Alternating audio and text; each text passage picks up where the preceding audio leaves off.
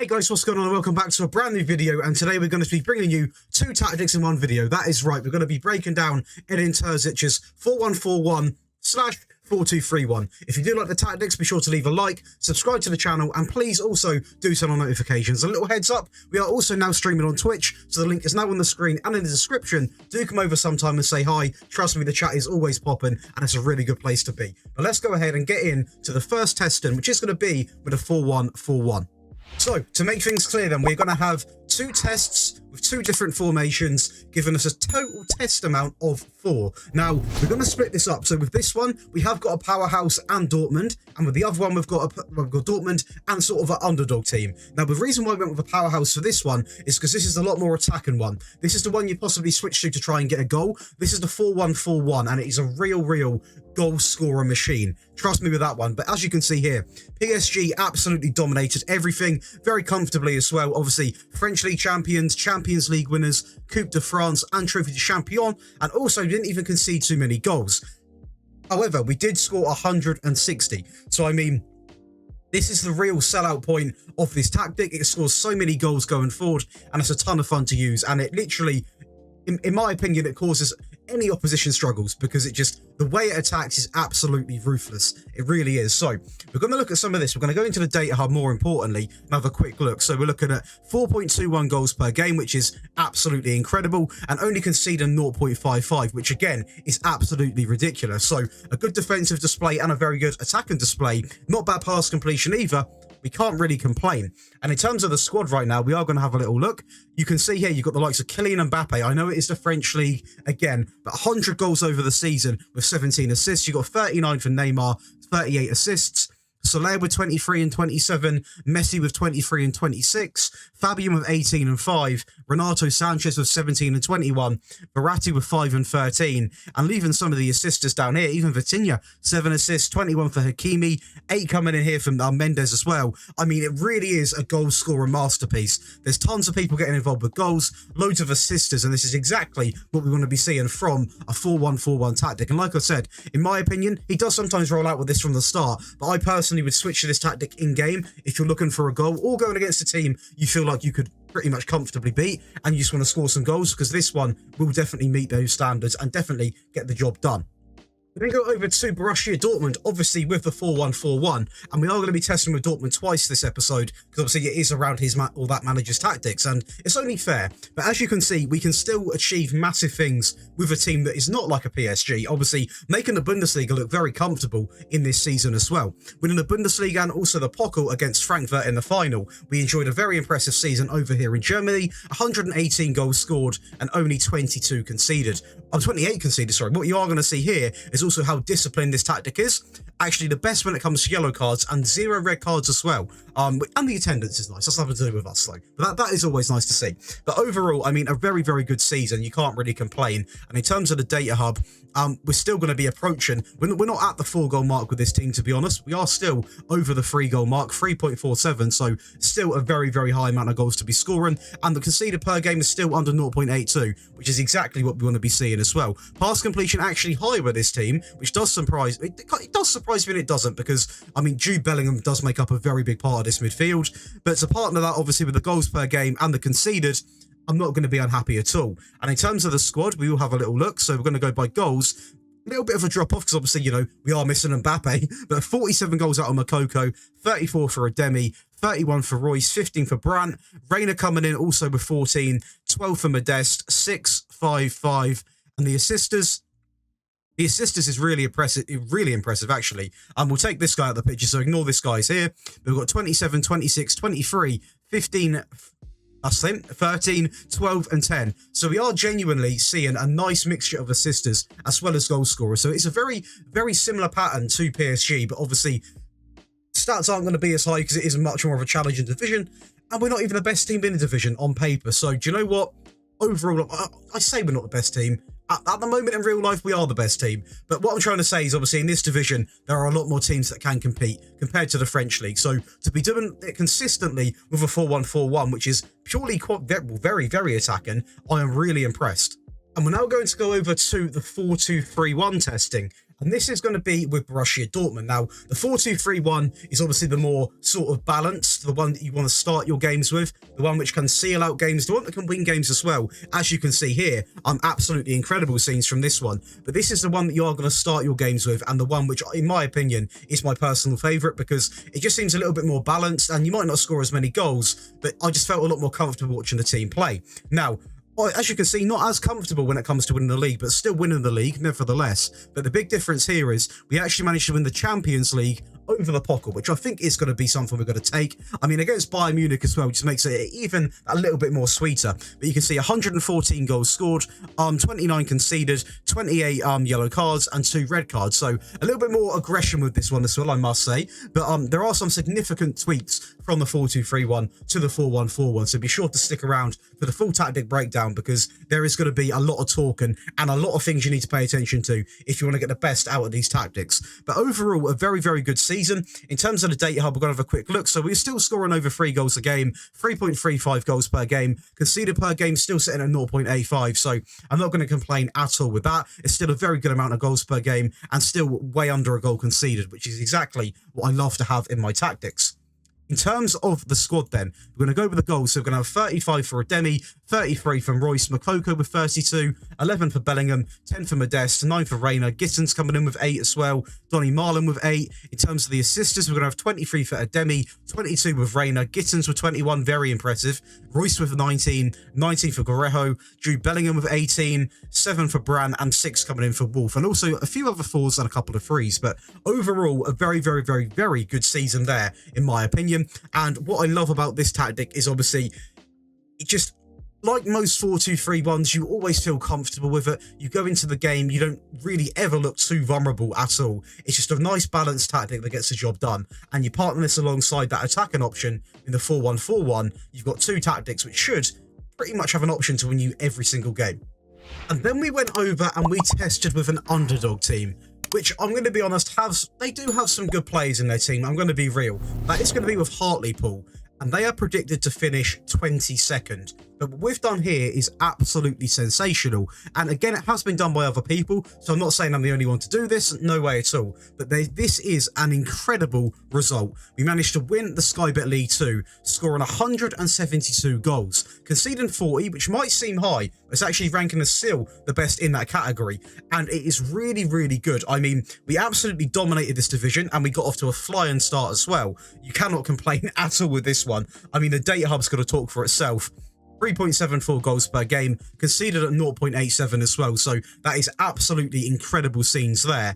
Pass completion sitting at 83.76, so not as high, but am I going to complain? No. We've literally won the league when we were predicted to finish 22nd. We've scored over 170 goals in a division and only conceded 40. And in terms of the players, we are going to be turning to some of the star players here. Obviously, we've got 75 coming in from Josh Ramar. We've got Kemp coming in with 45. We've got 34 for Kiernan, Hartley with 12, 10, also coming in from Crowford, Hasty with 9, 5 for Hamilton. In terms of the assisters, we've got 41 for Kiernan. Obviously, he's going to be one of the attacking midfield players. 24 for Kemp, Crawford coming in with 20, 20 for Dolan, Ferguson with 18, Hasty with 15, 9 for Cook. Absolutely stats everywhere. And this just shows that potentially this 4-2-3-1 might actually be more designed for an underdog team. I mean, I say that as Dortmund do in the Champions League, but I genuinely feel this 4-2-3-1 can work for any sort of team because it's such a balanced tactic. And also, that means the 4-1-4-1 can be used for an underdog team as well, because that's going to be the one you switch to if you're a goal down, or you possibly draw a 0-0 and you want to push for that goal. So these tactics are going to work so well together, and that is why Dortmund, in my opinion, are doing so well in real life, because in the flick of a switch, they can push one of the deeper midfield players pretty much up into a shadow striker alongside of the other one, and they are absolutely flying. They've obviously got a block of 4, and then there's like one player up top, and it is absolutely, it's so difficult to defend against. It really is. So 4 very successful tests, in my opinion. Let's go and watch some of the goals, and then, you know what time it is. It's to break down the tactics. We're going to kick things off then with goals from the 4-2-3-1 variant against Tottenham in what was a 5-0 win. As Ademi plays it back into Guerreiro, a little bit of luck as it comes off him with a little bit of a deflection. But do you know what? We're going to take that, especially in the Champions League semi-final. This goal was not as lucky though, as Royce gets into a very dangerous pocket of space into Guerreiro, who was going to shoot, but sees Bellingham lurking and bang, into the left corner. No stop on that with any sort of keeper in the goal. Absolutely sensational stuff. Now, I want you to pay attention here because we're going to count how many players get into the box for this opportunity. So Ademi, a great 1-2 from Wolf, back into Ademi, and we're going to pause it here. So we have got pretty much two options right here. We've got Reina, who is onside, Makoko, who could be onside, obviously if he does drop off a little bit here. We've also got Royce, which if a ball was to be played in this sort of area, he might be able to make a run in here. And we actually are also going to see this player here. Bellingham always makes this option into the box. He comes in for the cutback option, and then if he would have got the ball, he could have even played it into the likes of Julian Brandt on the edge. But obviously in this scenario, we play it direct into Reina, into the box for a very simple tap in. So I was just trying to show you the options that the players do make, and they are really, really impressive. We're now going to go into Brandt, into Schlotterbeck, back into Julian Brandt, all over the top into Gittins. Great first touch and a great finish. An absolute joy to watch this player. A ton of fun using him, and what a prospect as well. What a prospect. Dortmund seem to generate these talents. And again, it's a bit of shock and goalkeeping there. A good corner, to be fair, from Royce. A very deep one. And Makoko gets one of the easier goals of his life. But that's going to be the goals from the 4-2-3-1. Let's go and pick out a game with a 4-1-4-1. And we're now going to go ahead and we are going to watch this game from the Pockle. Now, we did concede 2 goals in this one, but I had to show you it because I want to show you against a top team. And no disrespect to Spurs, but they're no Bayern Munich. So this is going to be the 4-1-4-1 variant. It is going to be Bayern Munich actually taking the lead with a little bit. It was a great bit of play. I'm not going to slate it. I'm going to say that goalkeeping though. And again, it's a dodgy parry, and also what is that near post sort of goalkeeping? It's absolutely abysmal. But we do find a way back into the game. Not very far apart, actually, as Royce picks up the ball. Obviously, a great ball through to Makoko. What a touch that is to beat the back line. And you've got to question that goalkeeping as well. You really have. So it's sort of 1-for-1 on goalkeeping errors, as we do obviously take the lead. Bayern Munich do battle back here, though, and take the lead again to go 2-1 up. As João Cancelo, great signing, a lucky deflection. Mane with a header, and it's one of the more elegant and ridiculous headers I've actually ever seen, as he loops the keeper from that angle. But one thing I did notice is with this tactic, it's all about patience, because the goals will come, as they do there, to tie it up, which is going to be 2-2. And this is where Bayern collapsed, and they collapsed big time, as Guerreiro goes down the left-hand side, a ball into Julian Brandt, just gets ahead of the defender. A bit of shock and defending there. And again, you've got to question Manuel Neuer, but we're seeing how many chances we are sort of able to create from going down the wide areas of the field. And it works really, really well. As Matt Hummels, again, a bit of play into Jude Bellingham, a more direct approach into Ademi. Is he going to square it? He isn't. He's going to go himself. As always, we expected that. A great ball from Bellingham and Ademi to make it 4-2. We go again here with Ryerson on the edge into Marco Reus, into Guerreiro's in absolute acres of space. Is he going to hit it himself? He isn't. He's going to play it into Marco Reus. Defence is all over the shop with this Bayern side, and that is going to be 5-2 up. We go again, though. There's no remorse in this team. Matt Hummels into Schlotterbeck, who finds himself in a sort of wide area here, beating his last man. Modest actually wins the header over Stanisic. I believe that has definitely got to be something Stanisic has to be winning, but we're going to take it nevertheless. Schlotterbeck out wide again in a wide area. Is driving forward. It's a direct ball into Marco Reus, and it's a lovely chip, and that is going to be the game set done. So we are now going to break down the tactics for you. I want to say quickly, if you are enjoying the videos on this channel, please do leave a like, subscribe to the channel, and do turn on notifications. And also, do come over to the Twitch. It's absolutely popping right now. We're pretty much live every single afternoon, but you can join the Discord as well to find out when I go live, and also get early access to some tactics if you want to. That is completely up to you. But if you want to join both of those, the links are in the description. But let's go ahead and break down this tactic. So let's kick things off then with the 4-2-3-1 variant. Now, they are very, very different. So I'm going to break them down individually, because it's not as if there's 1 or 2 position changes. There's a lot. So let's go over it. So Dortmund 4-2-3-1. Now, this is the one I recommend using going into the games, and I would honestly say you could possibly even stick to this, because it won me a lot of games. And the only reason you really need to switch to the 4-1-4-1 is if you want to go for goals directly right from the rip against possibly a smaller team, or if you're dominating a game but can't quite find the outlet, or you're a goal behind, because that 4-1-4-1 has got a lot of goals in it. So the 4-2-3-1 anyway, they're both going to be based off the press. Obviously, that is to be expected. Positive mentality in the 4-2-3-1. In possession, fairly wide, pass into space, play out of defence, pass it shorter, slightly higher tempo, be more expressive, and also mixed crosses. In transition, you want counter press, counter, distribute quickly, and also distribute to the centre backs with take short goal kicks. Out of possession, you want a standard defensive line, a high press line of engagement, much more often on the press, and prevent short goalkeeper distribution. In terms of the player roles, we're going to go over from goalkeeper to striker. You want a sweeper keeper on support with take more risks. You then want a complete wing back on the right hand side on support, and I believe they are exactly the same left and right, so I'm going to read out one, save you guys a little bit of time. You want aim the cross at the centre, shoot less often, run wide with the ball, get further forwards, stay wider, and roam from position. You then have two ball playing defenders who again are on the same because they're fairly basic roles, to be honest, in this system. Both on defend, stay wider, take more risks, and hold position. You then want in the midfield a deep line playmaker on support, shoot less often, take more risks, and also hold position. And to partner that, you want a Metzala on support, get further forwards, stay wider, move into channels, and roam from position. Moving on then to the inverted wingers in this team, and they are exactly the same again, so I'm going to show you one to save you a little bit of time. An inverted winger on attack, dribble more, cut inside with the ball, and get further forwards. Then over to the shadow striker in the middle on attack, dribble more, take more risks, get further forwards, and move into channels.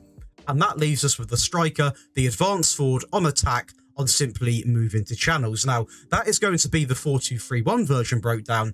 Obviously, that is one or two. We have got two tactics. And to do that, I would recommend you do this as well. You can simply load the tactics in by clicking this one and clicking load tactic. And then you get this beautiful 1 and 2. And you can literally flick between whichever one you want to do in game. It saves a lot of time, keep chopping and changing. But what we're going to see then, the 4-1-4-1. Now, this one is the one which I personally would say it is a lot more attacking, and it is definitely going to, it is goals, goals, goals. So be aware, this is one I'd recommend switching to if you need a goal or you're very confident going in against, a slightly smaller team.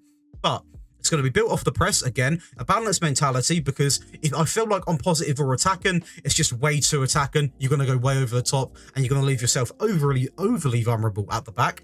In possession, you want standard, pass into space, play out of defense, shorter passing directness, a higher tempo, run at defense, and be more expressive with mixed crosses on.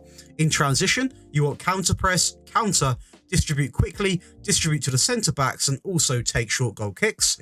Out of possession, you want a standard defensive line, a high press line of engagement, much more often, and prevent your goalkeeper distribution. Now, you could go positive or attacking if things are getting desperate. If you need a goal really, really badly, obviously you can change this, but it's completely up to you. And personally, I'm not going to say or advise it because I've not tested with it. Balance worked more than well enough for me, but that is possibly something you could look to do.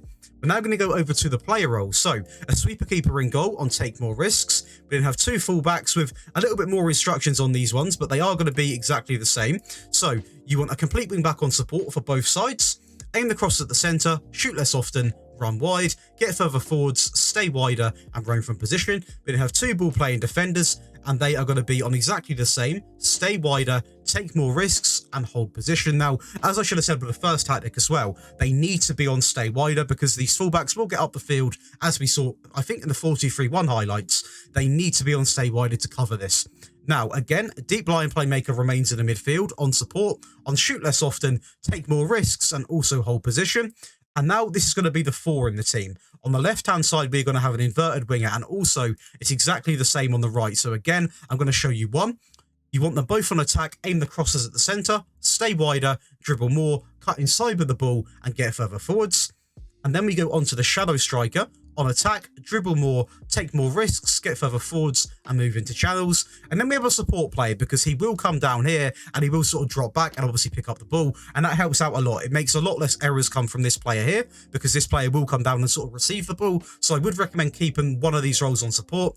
And we opted for an advanced playmaker on support, shoot less often, and take more risks. And to finish the team off, we've got an advanced forward on attack, on shoot more often, and move into channels.